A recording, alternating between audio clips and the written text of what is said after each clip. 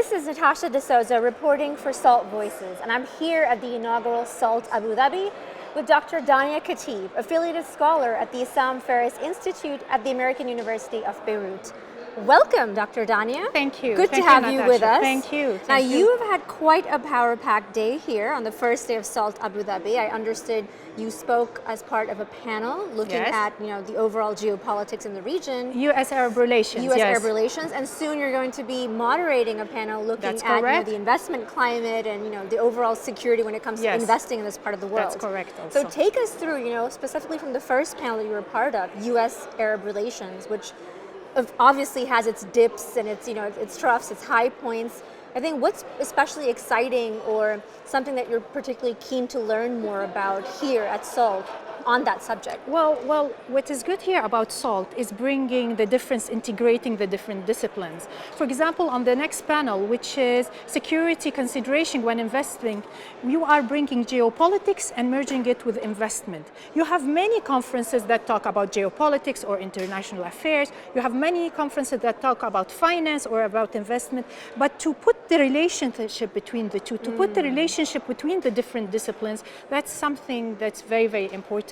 Also, the variety of people who are here. You have people from the region, people from the Gulf, and people from North America. So I think that it creates a good synergy in terms of topic discussed and people who are attending and speaking. So we all learn from each other. A real confluence of cultures, but also looking at different disciplines and finding the intersectional points. And you have different angle. Different people have, as you see from my previous session, the panel, I had a different perspective than someone coming from the US. So earlier today on the panel that you were a part of, we were looking at the evolution of US-Arab relations, and that particular relationship has seen its highs, its lows, its tenuous points. Take us through, I think, where you see US-Arab relations going, because there seems to be a disengagement in the region, but at the same time we have the different point of view which says no, the US is still committed to this part of the world. What is your take? Well, I personally think there is a disengagement with the region, and it doesn't have to do only with the Trump administration and with this America First policy. No, I think there is a trend that started with Obama. Don't forget, Obama used to say, I'm more focused on the middle class America than the Middle East.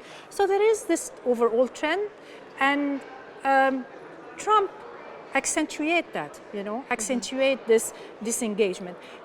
There's no total disengagement because, the relation is entrenched. It's been going on for years and years. Don't you forget the Gulf, the military arsenal is American, not one.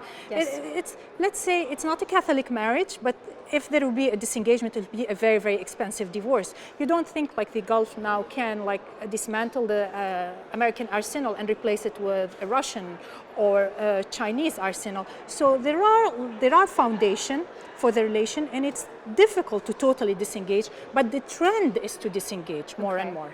So how do you see that relationship evolving now? So if there's a disengagement. Yeah, disengagement. So what else? I mean, how would, are we going to completely separate from each other? No. I don't think there is completely, and I don't think Russia nor China are. Yes, I was going to ask, is there going to be a vacuum which allows somebody else to step in? They will try to fill in like a vacuum, but I don't think they're a viable alternative now there is, and also you have to look at the Gulf. Gulf, when they see disengagement from the American counterpart, they try to hedge their bet. The Gulf is trying to engage, to diversify its alliances. It's trying to engage with Russia, with China. For example, China just got a 5% of Al Ghasha gas field. It's 5% upstream. And this is the first time a Russian oil company got an upstream contract. And at the same time, the Chinese, they've got like $28 billion worth of contracts and MOUs in Saudi Arabia. So we see more engagement with China and Russia, but I doubt that they will replace America, at least not in the medium term. Okay.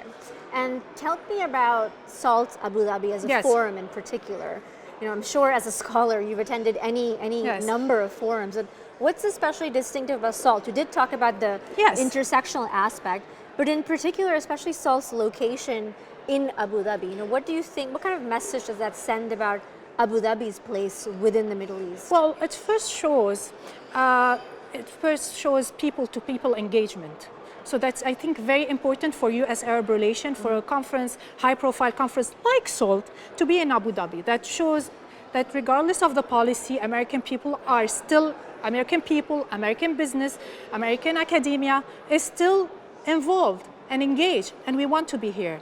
And also for me personally, I meet people that I don't meet them in academic conferences. Okay. And then you talked about, you're going to be on a panel moderating this panel on the security, consideration when it comes to investing.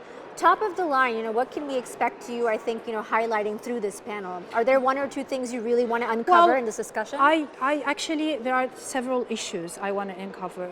I want to, first of all, the issue of terrorism is very important, how much it affects. And I want to uncover technology. Technology is a double-edged sword. Technology advancement gave us extremely efficient surveillance technique, but also it allows something like cyber terrorism. And what I want and it's up to the panel to bring out their opinion, what can investor do to mitigate the risk? I think this is, if we come up with like a clear view or like an advice, when we do investment, what can we do? How can we assess the risk? I think the panel would have achieved its goal. Is there something that you have in mind in terms of mitigation, activity? Is there in your mind an ideal path that we can take or an approach? Well, I think, and it's up to me. I'm moderating. I'm not You're speaking. Moderating. And I should not speak. What do you think? A good moderator is just ask a small question, not makes a comment.